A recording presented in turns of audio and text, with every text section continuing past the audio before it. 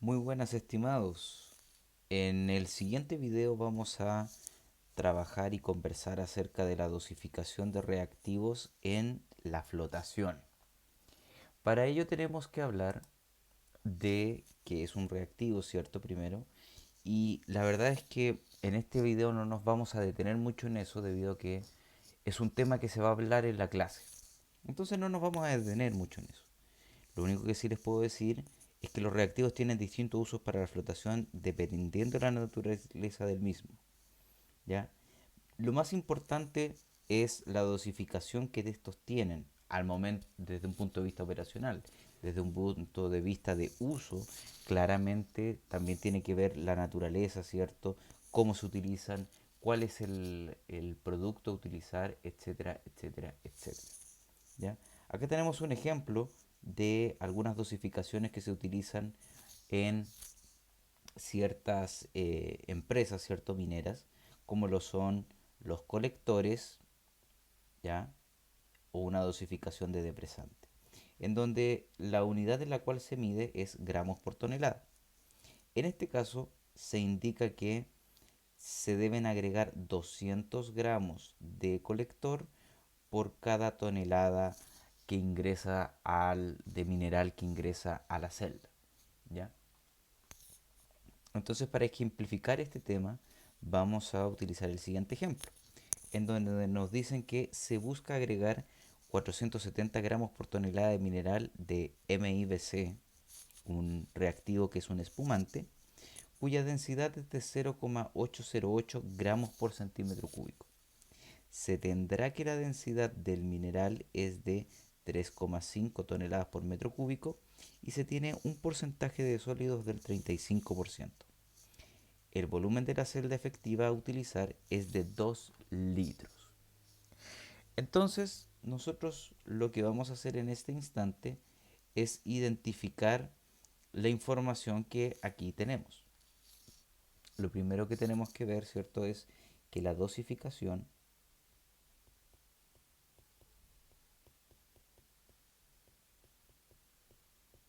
es de 470 gramos por tonelada. Es lo que nosotros estamos buscando.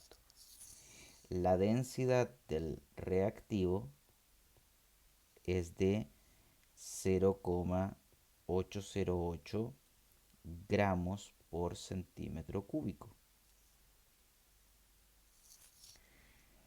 La densidad del mineral es de 3,5 toneladas por metro cúbico. Acá hay una situación que podríamos darnos cuenta, ¿cierto? Y es que la densidad del mineral, y la densidad del reactivo, a pesar de que son distintas unidades, numéricamente van a ser las mismas. Si yo eventualmente considero esto en gramos por centímetro cúbico, no, va a ser exactamente este mismo número. El porcentaje de sólidos también que vamos a tener, que en este caso es de 35%. Entonces lo que vamos a hacer ahora es determinar la densidad de pulpa que yo voy a tener.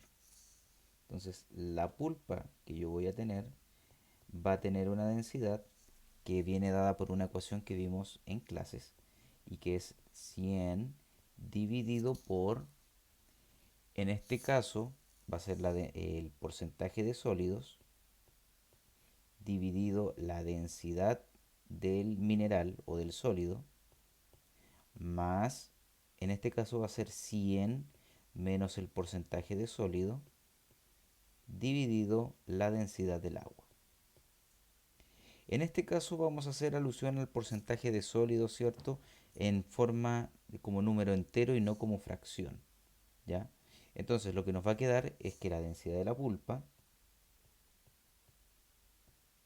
va a ser igual a 100 dividido por 35 partido por 3,5 más 100 menos el porcentaje de sólidos, que en este caso es 35, sería 65 dividido 1, que es la densidad del agua que usualmente consideramos.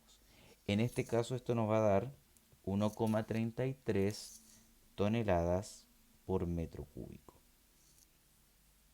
Esa vendría siendo la densidad de la pulpa que nos da. Y ahora tenemos que usar esa misma información con respecto a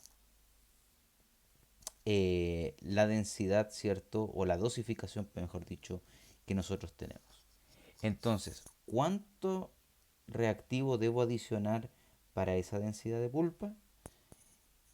Vamos a tener, ¿cierto? Que primero tenemos que calcular el volumen efectivo que nosotros vamos a utilizar. En este caso son 2 litros ya de pulpa. Con eso vamos a obtener la masa de pulpa que vamos a estar adicionando. Y en este caso esto van a ser, ¿cierto? El volumen efectivo que yo tenga por la densidad de la pulpa que va a utilizar. Y en este caso esto van a ser 2 litros por 1,33 toneladas por metro cúbico. ¿Ya? En este caso podemos transformar esos 2 litros en metros cúbicos dividiéndolo por 1000. ¿Para qué? Para poder trabajar todo en las mismas unidades. Y ese valor que estamos calculando ahí nos da en este caso 0,0027 toneladas. Esta va a ser la masa de pulpa que yo voy a estar trabajando según la información que tengo aquí. Posteriormente, ahora sí, obtengo la masa de reactivo que yo voy a utilizar. Entonces, la masa de reactivo será igual a la dosificación, 470 gramos por tonelada, por el volumen, o la masa en este caso, perdón, de pulpa que vamos a estar utilizando, que en este caso son 0,027 toneladas. Simplificamos las toneladas, ¿cierto? Y obtenemos, ¿cierto?, que la masa del reactivo, o de MIBC, que es el nombre del reactivo per se, va a ser de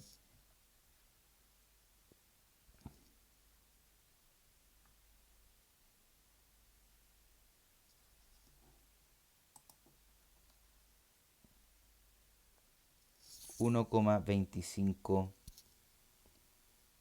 gramos.